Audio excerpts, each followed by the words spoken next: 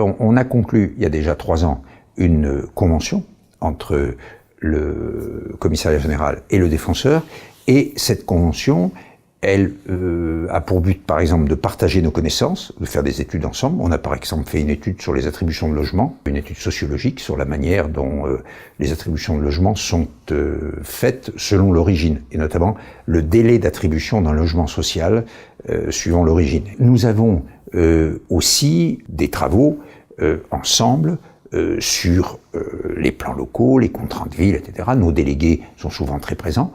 Et puis, nous menons en commun, en quelque sorte, ou en tout cas nous participons, nous, au projet des maisons de service au public.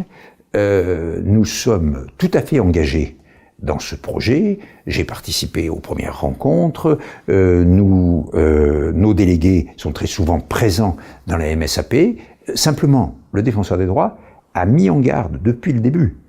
Il ne faut pas que les MSAP soient une sorte de succédané à la disparition des services publics. C'est-à-dire qu'il ne faut pas que, sous prétexte de l'extension des MSAP, qui sont des lieux, effectivement, de renseignement, où on peut faire les formalités, etc., et où on regroupe plusieurs, de manière économique en quelque sorte, plusieurs entités, il ne faut pas que les MSAP se substituent, par exemple, aux caisses d'allocation familiale.